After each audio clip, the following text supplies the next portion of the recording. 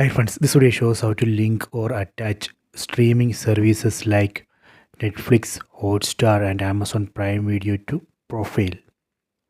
Go to settings, select settings icon from top right corner, go to accounts and profiles, select one profile. Let me select this Anna profile. Then let me unlock this profile. Now we can see profile settings. Here select your services.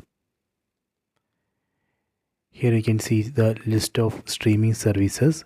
From this list we can attach streaming services to the profile. Let me attach Amazon Prime Video, Jio Hotstar, Netflix.